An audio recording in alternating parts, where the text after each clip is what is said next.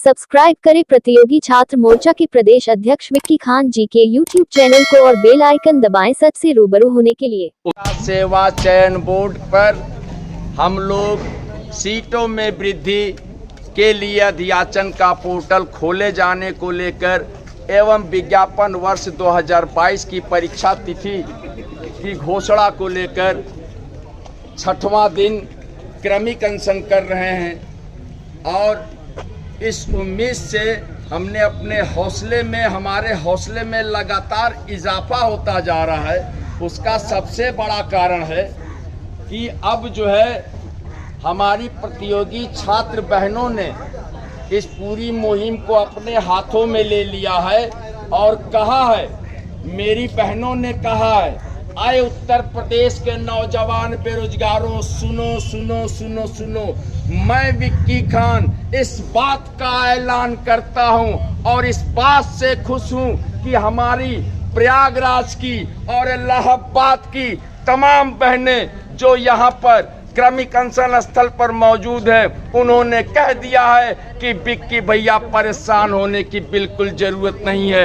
आपकी बहनें आपके साथ कदम से कदम मिलाकर चलने को तैयार हैं, कदम से कदम मिलाकर चलने को तैयार हैं। अब आपको अकेला समझने की जरूरत नहीं है, अकेला सोचने की जरूरत नहीं है, क्योंकि इस लड़ाई की, इस पूरे मुहिम की बागाडोर हमारी प्रतियोगी छात्र बहनों ने संभाल रखा है और मुझे मुकम्मल यकीन है इस बात का कि अध्यक्ष माध्यमिक शिक्षा सेवा चयन बोर्ड को इन बहनों के सामने घुटना टेकने पर मजबूर होना पड़ेगा, क्योंकि जिस तरीके से झांसी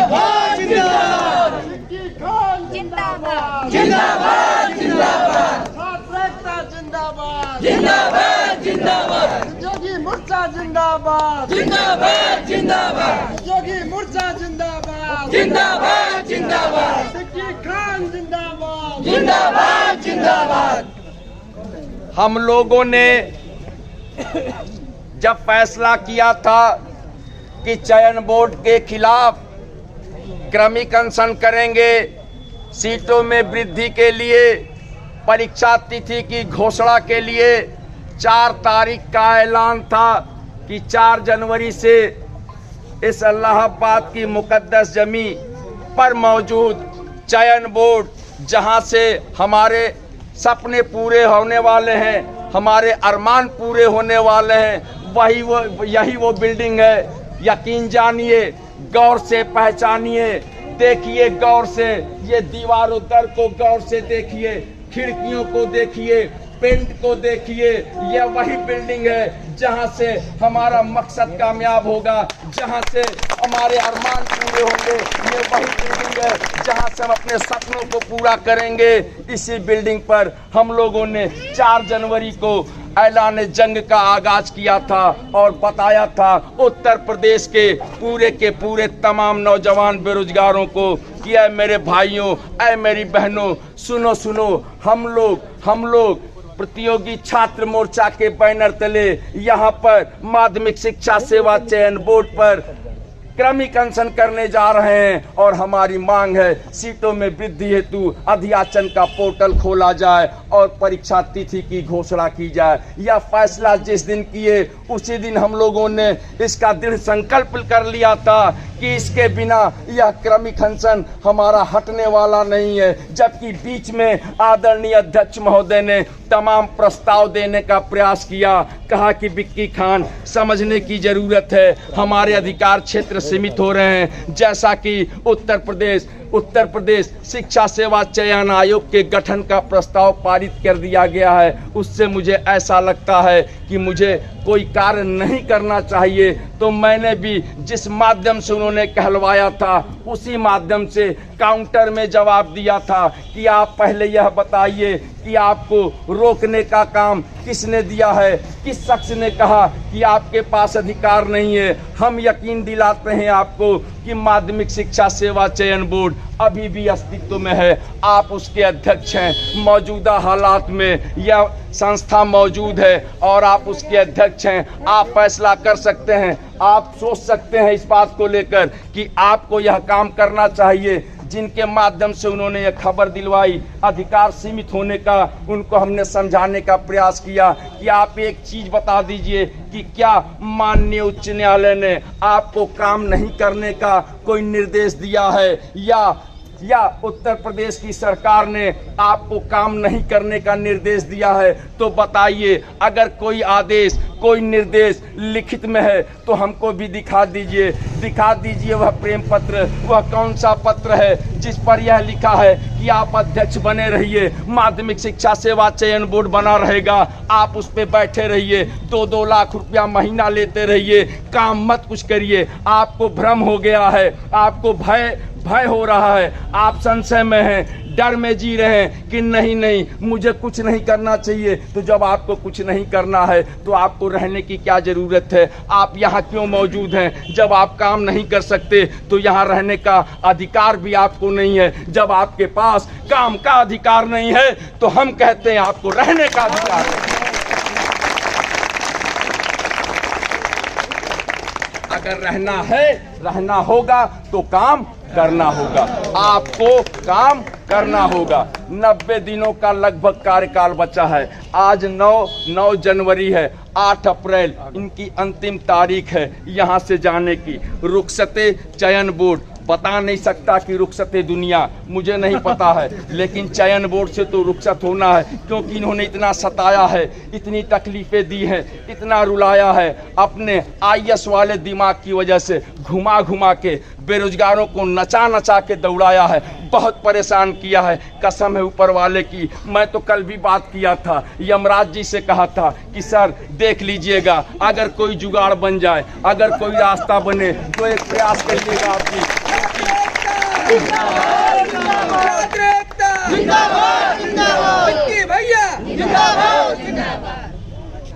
अगर कोई रास्ता बने, कोई भी जुगाड़ बनता है, देखिए दिल में दर्द ऐसा है, मैं ऐसा कहना नहीं चाहता था, मैं ऐसा नहीं सोचता हूँ, लेकिन हमारी ज़िंदगी, हमारी बेरोजगारी दूर होने पर ही मजबूत होगी। अगर हम लगातार बेरोजगार रहेंगे तो हमारी ज़िंदगी भी नाकाबिले बर्दाश्त हो जाएगी। हमको अगर जीना है तो हमको नौकरी पाना है, अच्छी ज़िंदगी जीना है तो हमको नौकरी पाना बहुत ज़रूरी है, समय से पाना है। उम्र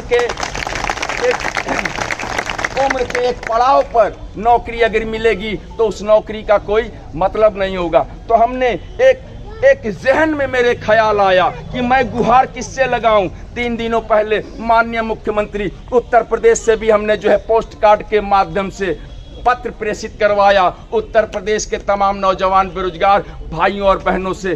कल महामहिम राज्यपाल को भी एक पत्र प्रेषित करवाया उत्तर प्रदेश के तमाम नौजवान बेरोजगार भाइयों बहनों से। उसमें हम लोगों ने दोनों में मांग यही थी कि सीटों में वृद्धि हेतु TGT PGT के सीटों में वृद्धि हेतु अध्याचन का पोर्टल खोला जाए एवं विज्ञापन वर्ष 2022 की परीक्षा तिथि की घोषणा को लेकर अध्यक्ष माध्यमिक शिक्षा सेवा चयन बोर्ड को एक निर्देश दिया जाए, चाहे राज्यपाल के द्वारा, चाहे जो है मुख्यमंत्री के द्वारा। जरूरत पड़ेगी तो हम लोग अगली गुहार प्रधानमंत्री के यहाँ लगाएंगे, उसके बाद जरूरत पड़ेगी तो अगली गुहार राष्ट्रपति के यहाँ लगाएंगे। अगर स्याही कम पड़ेगी तो पत्र को खून से लिखेंगे, खून देने वाला मैं रहूँगा। एक पत्र जो है खून से जाएगा भारत के प्रधानमंत्री जी को और भारत के राष्ट्रपति को, और जब सब जगह से थकेंगे तो आखिरी गुहार यमराज जी के यहाँ लगाएंगे कि ये भगवान सुन लो। बेसाख्ता मेरे दिल से निकल रहा है आदरणीय अध्यक्ष महोदय के लिए कि बहुत परेशान किया है। कोई रास्ता हो, अगर कोई रास्ता हो तो समझिए, महसूस करिए, हमारा दर्द है, आप हमारे भी हैं, आप उनके भी हैं। लेकिन सोचिए, अभी हमारी पूरी जवानी बची है, उनकी जवानी और बुढ़ापा सब खत्म है। तो फैसला आपको करना है, हम इसके बारे में कुछ नहीं कह सकते। अगर वो चले जाएंगे तो कोई दिक्कत नहीं होगी, हम जाएंगे तो हमारे पीछे रोने वाले बहुत हैं, और कम से कम मरेंगे तो इस बात का फैसला करके मरेंगे कि बेरोजगार तो बिल्कुल नहीं मरेंगे, नौकरी पाने के बाद ही मरना है। इसलिए कि बहुत लोगों ने सवाल किया था, सवाल उठाया था, कुछ ने किया था, कुछ ने उठाया था, कुछ ने निगाहों से उठाया था, कुछ ने जुबानों से कही थी, पूछा था कब कब कैसे कैसे क्यों क्यों, कितना पढ़ोगे, कहाँ पढ़ोगे, कब तक पढ़ोगे, ऐसे बहुत सारे सवाल किसने उठाए थे? वो तमाम लोग जो दावा करते हैं, जो कहते हैं कि हम आपके अपने हैं, आपके सबसे करीबी हैं, बिल्कुल करीबी हैं, इस बात का यकीन करिए। लेकिन जब उनकी निगाहों को देखने की कोशिश होती है, उनको चेहरे को पढ़ने की कोशिश होती है, तो उसमें साजिश झलकती है कि कहीं ना कहीं ये वही लोग हैं जो सवाल करते हैं कि नौकरी कब मिलेगी, नौकरी कब मिलेगी। ये आपके सबसे करीबी रिश्तेदार भी हो सकते हैं, ये आपके सबसे करीबी पड़ोसी भी हो सकते हैं। ये वैसे लोग हैं जो कि आप पर सवाल दागते हैं। हम उनके सवालों का जवाब दिए बिना ऊपर भी नहीं जाएंगे, यह हमारा फैसला। बात किया हमने, यमराज जी से भी बात हुई, कोई ऐतराज नहीं, कहा है उन्होंने ठीक है, कोशिश करो, हम देखते हैं। तुम कोशिश करो। मुख्यमंत्री जी को पत्र भेजा तुमने, राज्यपाल जी को भेजा, ठीक है, थोड़ा सा प्रधानमंत्री जी को भी भेज दो, राष्ट्रपति जी को भी भेज दो। फिर देखो, समझते हैं तो ठीक है, नहीं तो पता तो हमें भी पता है कि कहाँ है। यमराज जी ने हमें बताया, लेकिन अगर तुम बताना होगा तो तुम बल्कि बता देना, मेल पे डाल देना, मेरे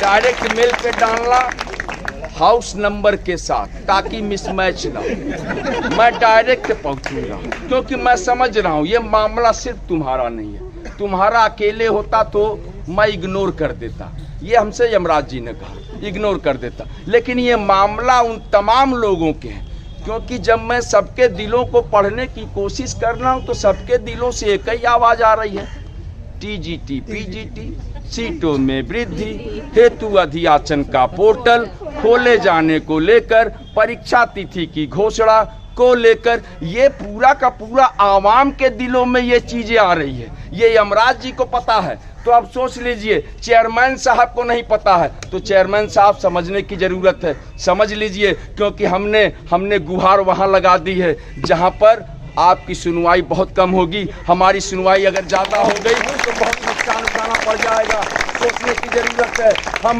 हमने यह कदम इसलिए उठाया है कि मुख्यमंत्री जी से हमने कहा, मुझे पता है संत आदमी है, सन्यासी आदमी है, करेंगे, कहीं न कहीं उन तक बात पहुंचेगी तो करेंगे, यकीन है।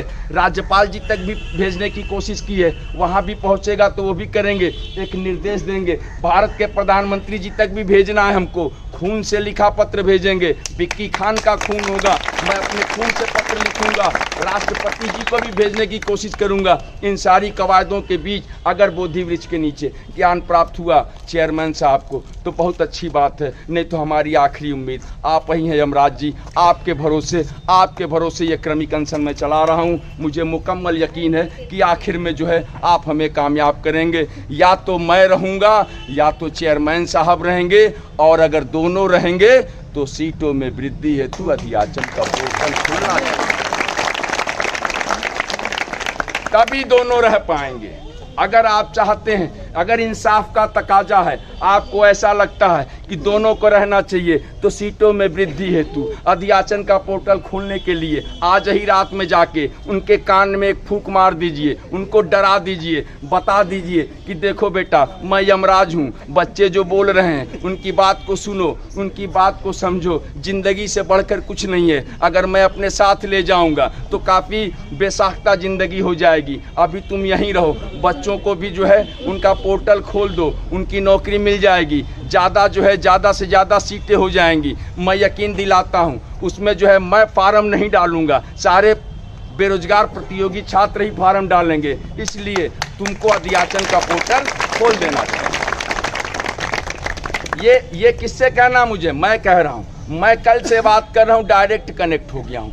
इतना दर्द है मुझे, इतनी तकलीफ है, लगातार चेयरमैन साहब इलाहाबाद में, इसी प्रयागराज में मौजूद हैं, रह रहे हैं, वहीं घर है आपका। घर आप लोगों को पता है कि नहीं चेयरमैन साहब का?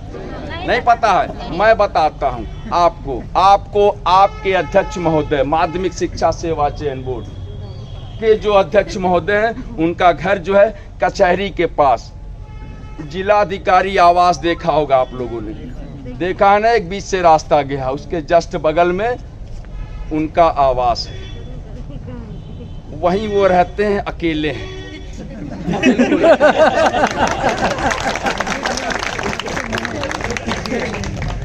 बिल्कुल तन्हा है। नहीं, शादी हुई थी उनकी, लेकिन अब तन्हा है, अब तन्हा है। देखिए, जब आप अपनी जिंदगी को बहुत क्रिटिकल बना लेंगे तो आखिर में बीबी भी साथ छोड़ के चली जाती है, क्योंकि जब आप उससे भी अगर लिखा पढ़ी में बात करेंगे, आईएएस है ना, सारी बात तो सेवा में करके बोलते हैं। सेवा में मैं ये आपको अवगत कराना है कि आपसे प्रार्थना है कि आप मुझे अवगत कराने का निर्देश प्राप्त हुआ है, इस टाइप के लैंग्वेज अगर बीबी सुनेगी तो पागल ही तो हो जाएगी कि भैया पूरी जिंदगी काटना है, और ऐसा बंदा मिला कि सारा चीज रिटर्न में बोलता रहता है। तो आज अकेले हैं, तन्हा है। खैर, हमें कोई इस बात से गुरेज नहीं है, ये तो ऊपर वाले का फैसला है, ऊपर वाले का इंसाफ है। किसको कब जाना है उसका फैसला मैं नहीं कर सकता, लेकिन हमारी ज़िंदगी का फैसला भी ऊपर वाले को करना है। मैं यह चाहता हूं कि हमारी ज़िंदगी से जुड़ी हमारी नौकरी, जो हमारा सपना, हमारे अरमान, उनका फैसला करना आपको है। तो आप जो है इंसाफ परस्त अगर हैं तो कर दीजिए, समय से कर दीजिए। अगर नहीं करेंगे तो कसम है सारी बहनों को बिठा दूंगा, सारी बहनों को यज्ञ कराने के लिए बिठा दूंगा और डायरेक्ट यमराज को बुलवाऊंगा कि जल्दी से आप लोग यज्ञ करिए और यमराज जी को बुलवाइए, और जो जो अपनी प्रार्थना है डायरेक्ट जो है एक पोस्ट कार्ड में लिख के आखिरी पत्र जो है यमराज जी को ही होगा।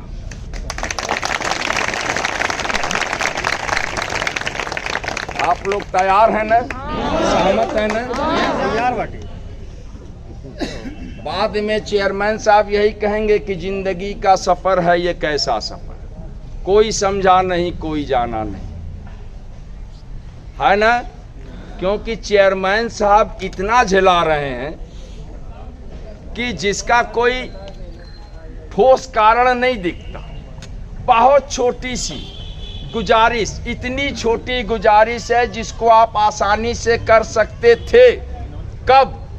8 दिसंबर को ही, जब पहली बार मिले 8 दिसंबर को हमारी और चेयरमैन साहब की मुलाकात हुई। हम लोग 5 से 7 लोग मौजूद थे, पूरा मास्क लगाए हुए थे, डबल मास्क लगाए थे चेयरमैन साहब। अब मुझे मजबूर किया था उन्होंने सिंगल मास्क लगाने के लिए, जबकि कोरोना अभी रिसेंटली इधर भी टहलते हुए आया है। बीच में चाइना वालों से बात हुई थी तो थोड़े लोग कुछ आ गए लेके यहाँ पे, तो हल्का फुल्का मास्क नहीं, तो अभी हम लोग मास्क कहाँ लगा रहे थे, लेकिन चेयरमैन साहब सोते हैं तो भी मास्क लगा के सोचिए।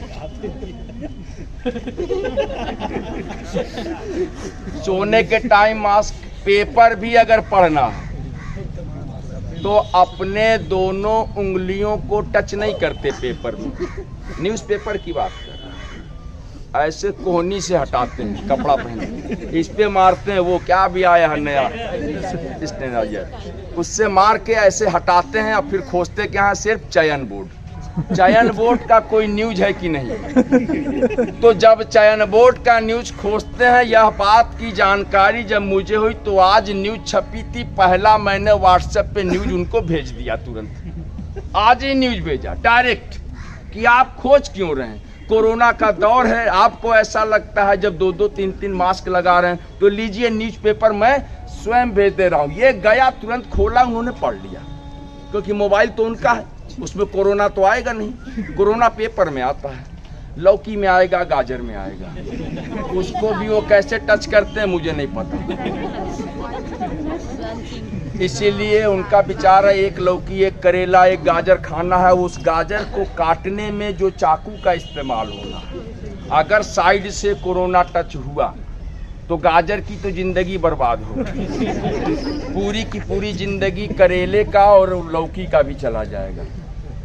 लेकिन कहीं न कहीं अगर उससे थोड़ी सी करीबी अगर बड़ी चेयरमैन साहब की उस गाजर से, तो चेयरमैन साहब का क्या होगा?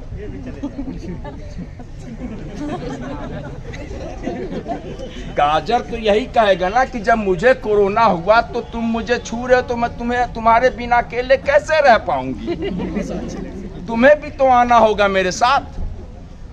तो पता चला गाजर भी गया, चेयरमैन साहब भी गए।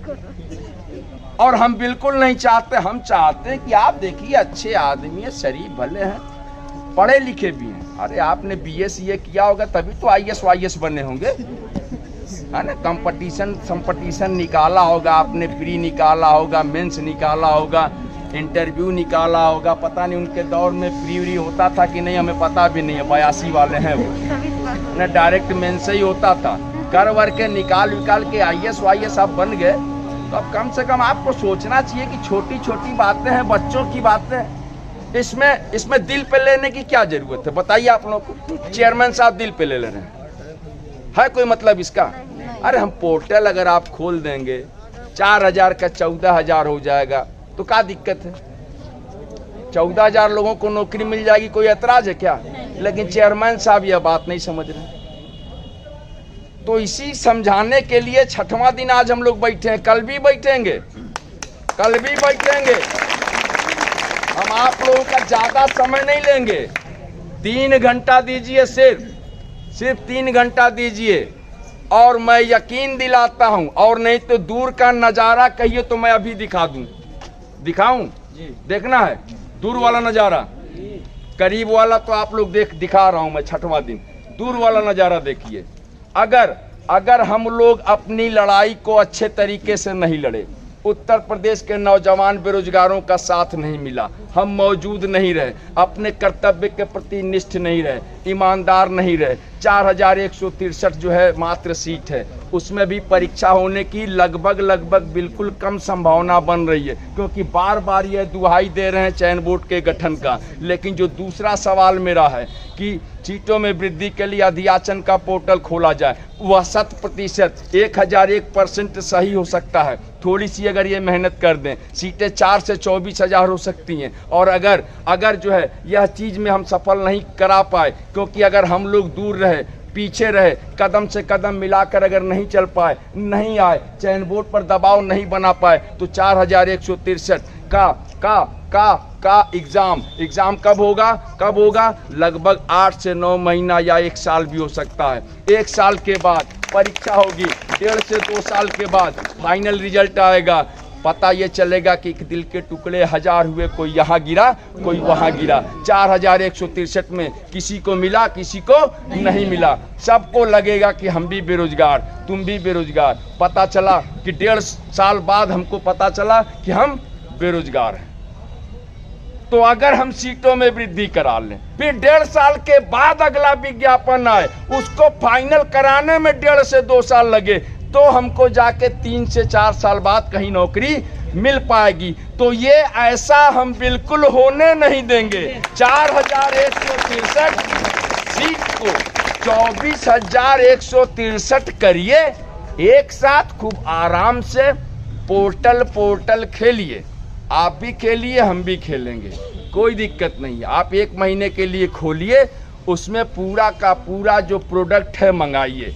गृह विज्ञान मंगाइए, सामाजिक विज्ञान मंगाइए, विज्ञान मंगाइए, गणित मंगाइए, अंग्रेजी मंगाइए, संस्कृत मंगाइए, मन हो तो पाली मंगाइए, मागधी मंगाइए, और ऐसी भाषाओं को मंगा दीजिए जो हिंदुस्तान में ना पढ़ाई जाती हों, उसको भी मंगा लीजिए, कोई ऐतराज नहीं है। लेकिन पोर्टल खोलिए, अधिक से अधिक सीटें आए, ताकि अगर 1 साल के बाद हमको नौकरी मिले तो हमें इस बात का मुकम्मल यकीन रहे कि हाँ, अब अगर मेहनत कर रहे हैं तो नौकरी मिल जाएगी। सही बोल रहा हूं ना? अगर किसी को ऐतराज है कि मैं सही नहीं बोल रहा हूं, तो उसको छोड़ के सब लोग ताली बजा दीजिए एक बार।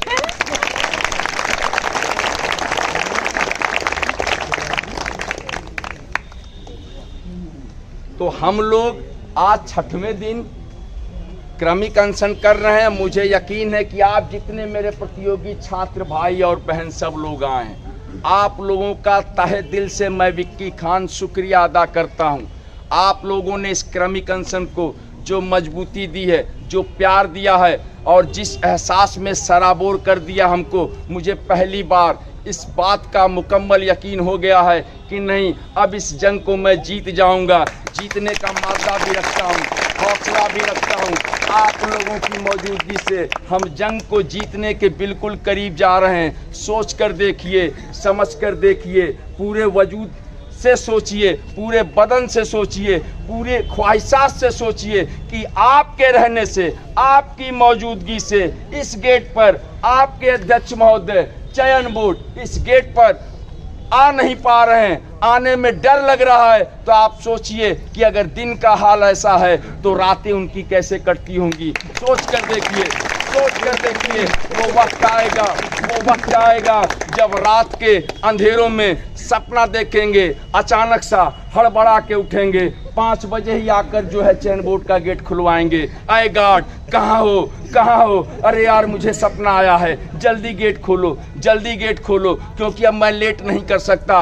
कहाँ कंप्यूटर है, कहाँ कंप्यूटर है जिस पर पोर्टल खोलना है? तुरंत पोर्टल को जो है वाले कमरे में पहुंचाओ मुझे, और मैं तुरंत बटन दबाऊंगा। नहीं तो मुझे नींद नहीं आ रही है, मैं सो नहीं पा रहा हूँ, न मुझे दिन को सुकून है साकिर, न रात को चैन है। तो मैं ऐसा नहीं कर सकता। तुरंत जो है कंप्यूटर को निकालेंगे और पोर्टल वाला बटन दबाएंगे, पता चलेगा कि 4 बजे सुबह ही आपका पोर्टल खुल गया।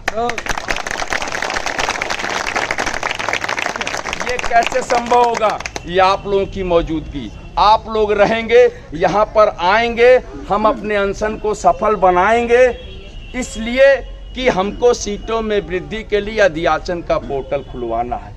सोचिए आप एक बार, आखिरी टाइम कितना हुआ? 2:45, 5 मिनट और बस। आप सिर्फ इतना सोचिएगा मेरे भाई, थोड़ा सा मैं ले जा रहा हूं बैक में, बेटा बीएड मत करना। बिल्कुल, हाँ, मैं याद रखना, तुम छोटे हो, तुम छोटे हो, मैं तुम्हारे कान में बोल दे रहा हूँ, बीएड बैचलर ऑफ एजुकेशन मत करना कभी भी, बहुत डिस्टर्ब होता है इससे आदमी का जीवन। ठीक है, दूसरी कुछ भी कर लेना है ना, लेकिन यकीन जानिए, हम लोग जो तैयारी किए हुए हैं, जिस तरीके से कर रहे हैं, सीटों में वृद्धि हमारे लिए क्यों जरूरी है? इसलिए जरूरी है कि अगर यह सीट नहीं बढ़ेगी, जो परीक्षाएं होनी है 4163 पे, वह भी जो हालात दिख रहे हैं वर्तमान में, ऐसा लगता है कि अगर यह साल 1.5 साल अगर खिसका तो हमारी जिंदगी भी 3 से 4 साल खिसकेगी पीछे, तय है ये। तो हमको ऐसा होने देना है क्या? नहीं होने देना है ना। तो थोड़ा सा तालियों की गड़गड़ाहट से बताइए कितना तैयार है।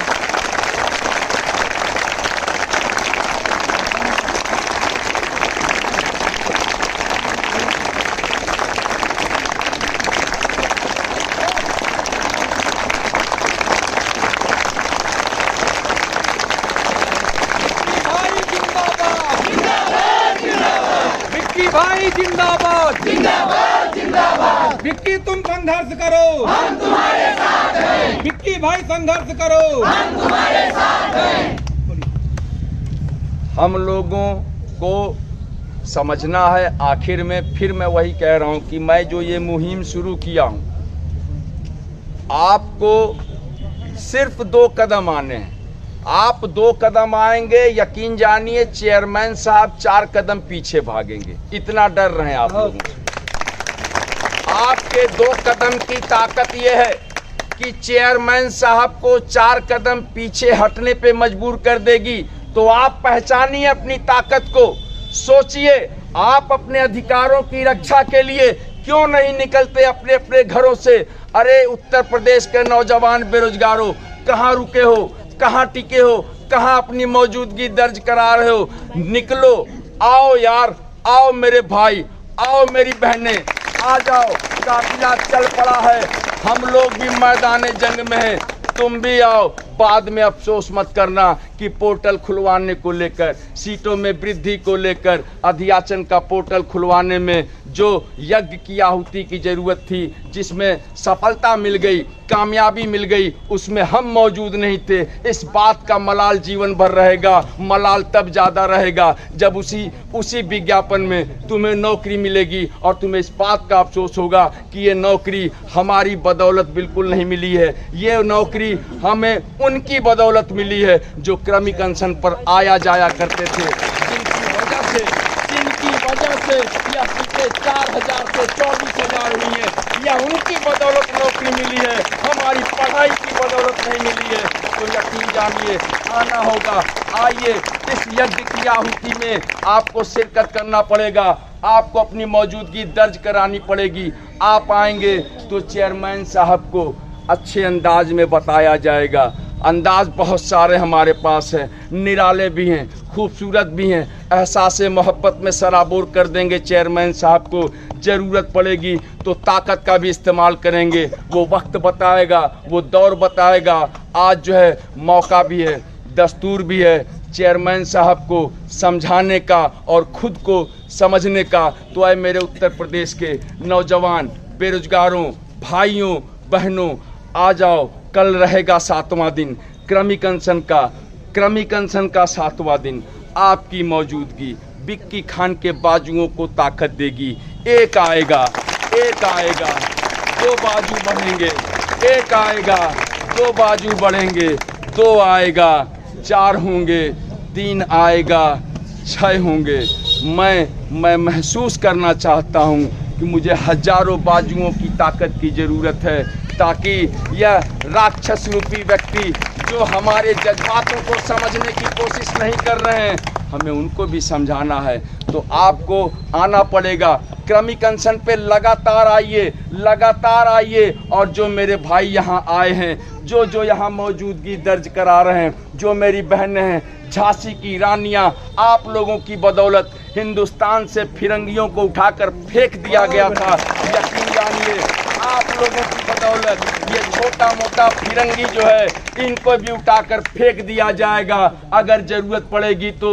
नहीं तो हडसन वाला काम मत करिए, नील वाला काम मत करिए। नहीं तो वहाँ फेंकेंगे जहाँ से आपकी आखिरी कब्र का भी एहसास नहीं आप कर पाएंगे। तो चेयरमैन साहब आपको समझने की ज़रूरत है। हमारी बातों को सुन लीजिए, मान लीजिए, अधियाचन का पोर्टल खोल दीजिए। आग्रह है आपसे, प्यार से कह रहा हूँ, हमारी मोहब्बत की भाषा को समझिए। नौजवान बेरोजगारों का दर्द है, उनके दर्द की तकलीफ को समझिए, उसको महसूस करिए। कुछ नहीं बचा है आपकी ज़िंदगी में, हमारी ज़िंदगी में बहुत कुछ बचा है। एक छोटा सा फैसला, खूबसूरत सा फैसला अगर आप कर देंगे, अभी भी आप 88 दिन के लिए चेयरमैन हैं। आपको सोचना चाहिए। आपने बहुत कुछ हासिल किया है, हम लोगों से बहुत कुछ हासिल किया है। बतौर अध्यक्ष चयन बोर्ड आपने यहाँ से 1 करोड़ 14 लाख वेतन हासिल किया है। इतनी कमाई के बाद 3 महीना आप रहना भी चाहते हैं। एक छोटी सी ख्वाहिश हमारी पूरी नहीं करना चाहते, जो आप कर सकते हैं। आप अधियाचन का पोर्टल खोल सकते हैं। खोल देंगे तो यकीन जानिए 4163 सीट 24,163 हो जाएगी। उत्तर प्रदेश का वो पूरा बेरोजगार, चाहे वो भाई हो चाहे वो बहन हो, आपको इतनी दुआएं देगा। यकीन जानिए चेयरमैन साहब, अगर आपने अधियाचन का पोर्टल खोला तो यकीन जानिए हम बात करेंगे यमराज जी से, हम बात करेंगे 67 की उम्र को 97 कराएंगे। यकीन जानिए अगर आपने पोर्टल खोल दिया, हम बहनों से कहेंगे कि ऐ मेरी बहन प्रार्थना करना। हमारे चेयरमैन साहब ने जाते जाते बहुत कुछ कर दिया है। एक ऐसी उम्मीद दे दी है, एक ऐसा सपना दे दिया है कि अब हमें लगता है कि हम पढ़ाई कर लेंगे, किताबों को अगर जो है पन्ने पलट लेंगे, ठीक ठाक पलट लेंगे तो हमें नौकरी हासिल हो जाएगी। सारी बहनें आपके लिए प्रार्थना करेंगी, पूरा का पूरा उत्तर प्रदेश आपके लिए प्रार्थना करेगा।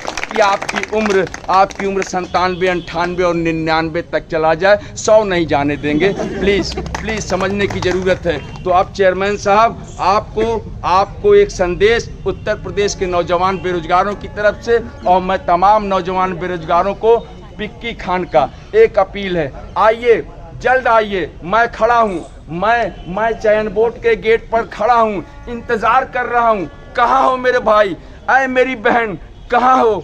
अकेला हो गया हूँ मेरे भाई, बिल्कुल अकेला महसूस कर रहा हूँ। यहाँ पर अकेले रहूँगा, बहुत तकलीफ़ हो रही है। नौकरी मुझे भी पानी है, नौकरी तुम्हें भी पानी है, दर्द बढ़ता जा रहा है, तुम्हें आना होगा। मुझे अकेला मत छोड़ो, मैं अकेला रह जाऊंगा, तुम कैसे रह पाओगे?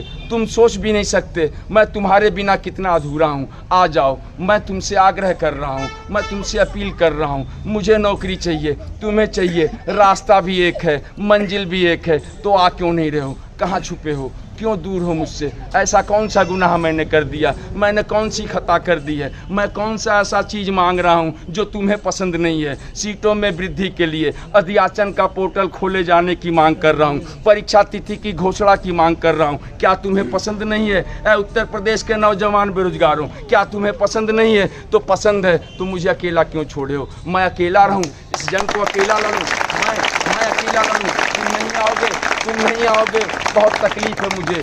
जहाँ भी हो, अगर मेरी पुकार सुन रहे हो, मेरे दर्द को महसूस कर रहे हो, तो आ जाओ, क्रमिक अनशन पे आओ। नहीं तो बेसाख्ता दिल टूट जाएगा, मेरा दिल टूटेगा तो चकनाचूर हो जाएगा। इसी क्रमिक अनशन स्थल पर सीटों में वृद्धि के लिए अध्याचन का पोर्टल खोले जाने को लेकर एवं परीक्षा तिथि को लेकर मैं अपनी जान दे दूंगा। मैं चला जाऊंगा, तुमको पूरी जिंदगी तुम एहसास करोगे।